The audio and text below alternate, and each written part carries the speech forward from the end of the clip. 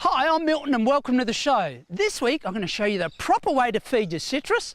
My herb of the week is a very sweet one, but let's start the show by having a look at a really easy way to compost. So come on, let's go and get dirty.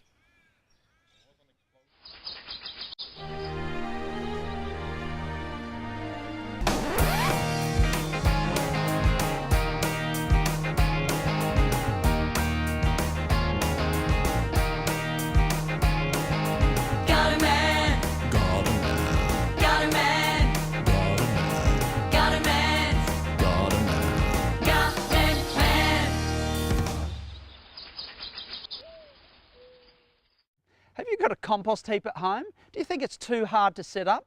Well, Karen here today has got a really simple method of putting a compost heap together. How are you, Karen? Good, thanks, Milton. Good. Well, show me your system because it looks like a really simple system that everyone can do at home. It is a really simple system. I'm not built to turn compost, so I had to come up with another system that works for me. So I essentially let Mother Nature do most of the work. I use a couple of star droppers as my uprights and I wrap a piece of mesh around it. The reason I like to do this is because it's really simple just to unhook the mesh when I'm ready to get my compost straight into my wheelbarrow, not back-breaking for me, not like turning compost. And all of your usual ingredients go into the compost. If you're doing it in a big bin, you can do it in the wire system. Okay, so what sort of things do you put in there? My garden is full of leaves. The whole garden is covered in oak trees, lots of leaf litter. So I actually have way too much brown to green, and so it takes a little longer for my compost to happen. But any of the food scraps coming out of the kitchen, plant clippings, lots of leaves, and what I do to try and get that microorganism activity happening is to add some liquid gold. So in this bucket, compliments of my chickens, I have some chicken poo that's been fermented in water to make a tea, and I add that to the pile to keep the pile moist and keep that activity happening.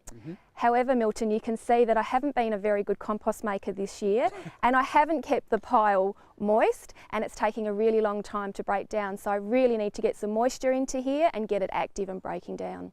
So will you just use a garden hose or? Yeah, really slow saturation. So a sprinkler on the garden hose, popped into the top of the pile and left actually for several hours for that pile to rehydrate and really become moist. Then I'll be able to add some manure and get that activity happening in there again. Okay, how often do you add the manure? As often as you like to keep the pile moist, but I probably try to add it once a week when I'm adding ingredient to that pile. It's an add to pile that suits my lifestyle. Okay, and how long does it take to make compost? Yeah, it's pretty cold here in the hills, so about 6 months. If I was to turn it and to add a lot more manure, I could break it down quicker. But it's all about lifestyle choices, and I'm not here to make compost, turn compost piles and put that much energy into it. But I love compost, a fantastic product to be putting in our garden. Absolutely. Well, there you go. You can see what a really simple way anyone can set that up in their garden, put all your leaves, kitchen scraps, all of that stuff in there, and you'll create a beautiful, healthy compost that you can use throughout your garden. I want to show you this beautiful rose. It's called the Banksia rose and it's named after Sir Joseph Banks's wife, Lady Banks. It originates from China and it's proven very hardy and it tolerates a wide range of growing conditions. It grows to about 3 to 4 metres tall and it has a shrubby vine type of appearance. It's an evergreen rose and gets masses of these clusters of little white or yellow flowers in the spring. Now it'll be the first rose to flower for the season and it responds really well to pruning. Unlike other roses, you need to prune it after it's flowered, not in the winter. So if you love roses, this is a great rose to have. It can be used in a variety of different situations, and the best thing about it is that it's virtually thornless, which makes it really easy to manage and super easy to prune. Did you realise plants were really fashionable? Well, these guys are. These are called microgreens, and if you go into any groovy cafe or restaurant, you'll notice them using microgreens to garnish their food. And you know what? They're really easy to grow at home. Let me show you how. You need 3 things. You need some microgreen seeds. You can get lots of different varieties, so choose your favourite. You need one of these microgreen growing trays. You can buy them at your local garden centre, and you just need some water. Now, let me show you how it's done. So you unpack the tray, and it comes with a little reservoir at the bottom and these black trays. You fill up the reservoir with water, almost to the top of the black tray. Of course, the seeds must be touching the water so they germinate. You choose your favourite microgreens. They come in these sachets, in these packs. You get 3 in a pack. Now, if you've got really fine seeds, like these amaranth, you must use some tissue first. So you place the tissue down. It's probably better just to wet the tissue so it doesn't go away. And you tear the packet over, whoops, and you sprinkle the seeds in there. With the coarser seeds, it's easier to do. You just sprinkle them on the top of the tray. Now, if they're not getting wet enough, you can atomise them 2 or 3 times a day. In about a week's time, they're going to look like these guys, and they're ready to harvest. So you just need some scissors, and I've just made some toast with some avocado and some beautiful fresh Roma tomatoes. I'm just going to snip the greens off just before the ground level, sprinkle them on, and there you go. I've got a really groovy, healthy lunch. Something that's great to use in the garden at this time of the year is potash. Potash is just a fancy word for potassium, and potassium is the nutrient that plants use and need to help produce flowers and fruit. You could use it on tomatoes, shrubs, even something like this clivia. It's really simple to use, so don't be scared about it. I like to mix mine up straight into the watering can.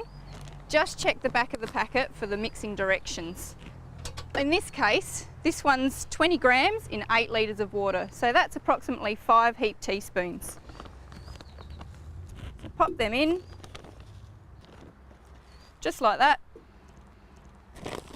Give it a good mix, and then you're ready to go. You can pop it all over the plant, including the foliage and the flowers, because plants do absorb nutrients through their leaves as well. Not only does this help produce flowers and fruit in your garden, but it also helps strengthen the cell walls of the plants, making them stronger and healthier and more resistant to attack by pest and disease. Now, this can be applied 2 to 3 weeks coming into the flowering season in spring. So the next time you're at your local nursery and you see this on the shelf, grab it. It's one of the best things to use in your garden, and your plants will love it.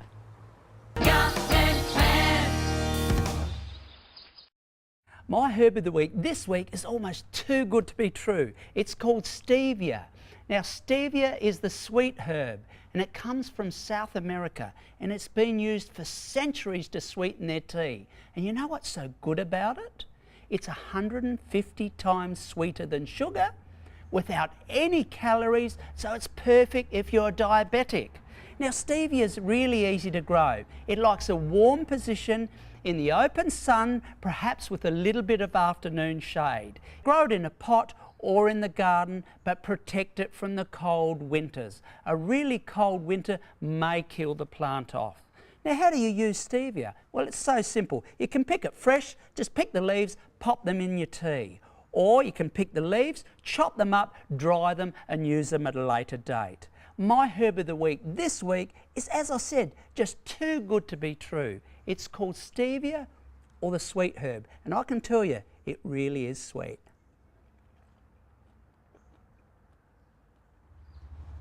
How are you, Steffi? I'm good, thank you. Good, your garden's looking magnificent.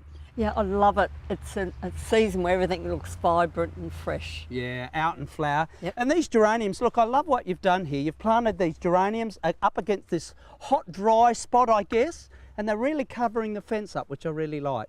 So what's happening? There's a few bugs on there, or? Yeah, this is the part I'm concerned about. Just over the last 3 months, they just keep coming, and whatever it is. Something's eating them and sucking their leaves. Well, there's 2 things you can do here to fix that, Steph. Number one, you can go and spray them with a nice insect spray, but you probably need to do that about once every 10 days.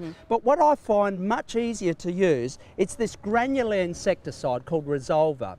Now, what you do here, it's granular, so you sprinkle it on the ground, you water it in, then the plant roots take it up all through the plant system. And any bugs that are sucking and chewing at the leaves, this will kill them. Yes. and it'll last about 3 months in the plant, so you don't have to do it very good. often. That's so it's a good. really easy way to fix it. So take that and give it a try and let me know how you go. Okay, thank you. Basil has to be my favourite thing to grow in the garden. It's really simple to grow and it smells amazing and tastes delicious. I just love it. I use it so much in my cooking at home. Now you can plant it out in your herb and veggie garden at home from a seedling, just like this.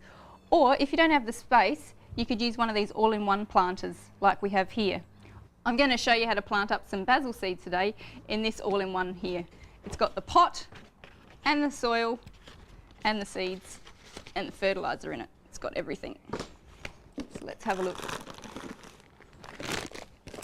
There's the seeds.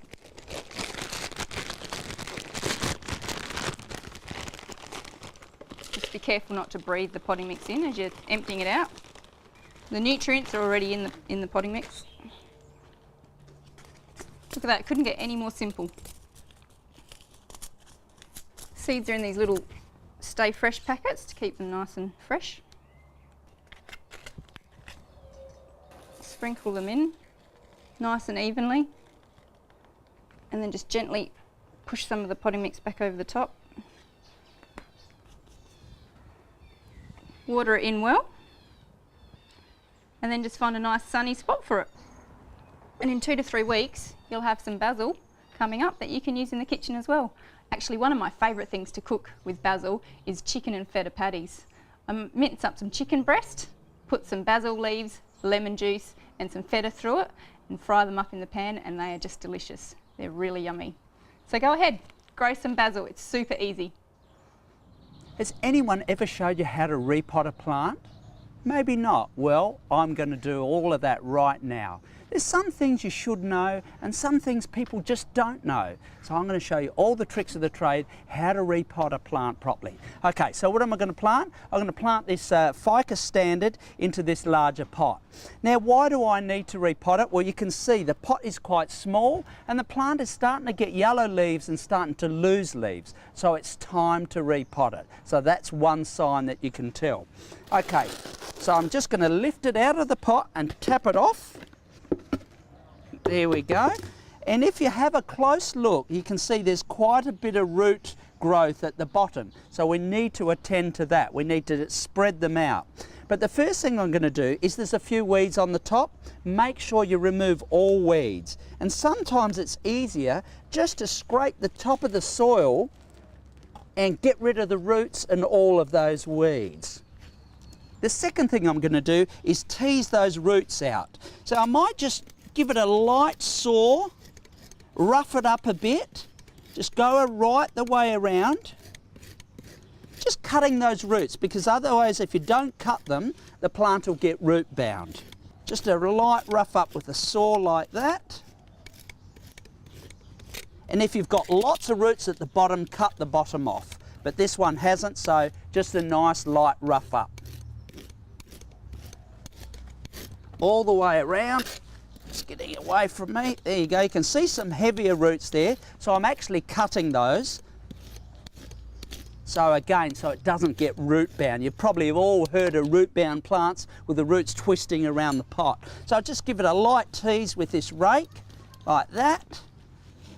There you go. It's probably not a good idea to do this when it's extremely hot. Otherwise the plant may suffer.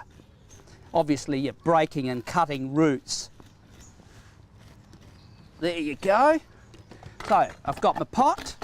So I need a little bit of potting mix. Obviously I'm using a really good premium grade mix. I'm just going to start by putting a little bit of potting mix down the bottom. Always use a premium. You know Eclipse is my favourite. There's about 75 centimetres of potting soil down the bottom. Then all you do is lift that in, centre it, make sure it's level and straight, like that. There's a weed I missed, I'll take that out and then just top it up with the potting mix all the way down the sides of the pot and just covering the root ball of the plant. I might just tip that in just to make it a little bit quicker. There you go, like that. Just Again, always centre the plant, make sure it's not crooked. Putting the potting mix around there like that, tuck it in the sides, just a little bit covering the top. And what's the last thing I need to do?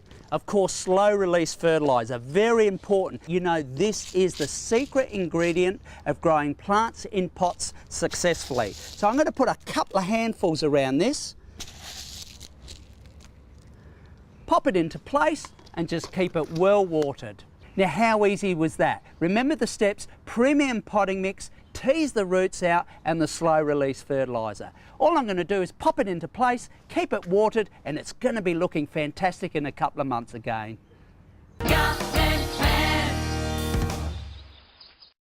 Milton, I love the flowers of this Chinese lantern. They are just stunning. Aren't they just gorgeous? And they just look like little Chinese lanterns hanging all over the bush. They do. Do they come in any other colours? Yeah, look, they come in reds, pinks, yellows, oranges, and even whites. Wow. So you can mix them all together so you've got a riot of colour all in one bush. They look awesome. The plant looks a bit scraggly though. Can you cut it back? Yeah, absolutely. Look, it's a plant that really should be cut back at least once a year and cut them back hard. And the other thing you must do is feed them regularly because they're gross feeding plants. Okay. But now at this time of the year, we're into late spring, it's the perfect time to chop them back. You know, we always suggest you cut back plants after they finish flowering. But these Chinese lanterns, they've got flowers just about all year round. So give them a good strong haircut if they're looking like this, a bit straggly. Now, I use head shears to cut mine back, so I'll show you how to do it. Okay, please. So you won't be scared. Nope. So get into them and get really stuck into it. So you just chop them back really hard, like that. That is a really hard cut. It is. There you go. As you can see, a really good hard cut back. Now, if you feed it now, after you cut it back, within a few weeks, it's going to be master flowers again. Awesome. We're making pesto today. Now, most of you would be familiar with basil pesto, and we are using some beautiful basil that I've grown in pots. So it's really easy and simple to grow at home, something that you can then snip off as you need. I've taken most of the basil, and we're going to use that as our dish today. You can also make pesto out of other herbs. Most commonly, people are used to the basil, but you can also use coriander too. So I'm going to do it by hand, and a lot of people will either buy it or otherwise they will do it in a food processor. But I really love the idea of just being able to use a mortar and pestle and make a lovely pesto. So to start off with, I've just already peeled a clove of garlic, and that's going to go straight into the bowl and just needs a little bit of a bash. Now we're going to add in some salt flakes, a nice generous pinch. And that's going to also help just break down our garlic into a really nice sort of paste. And it really doesn't take long. Okay. From there, I've already picked off the leaves. So just off the stalk, it was just a matter of plucking them off, and they can all go straight into the bowl.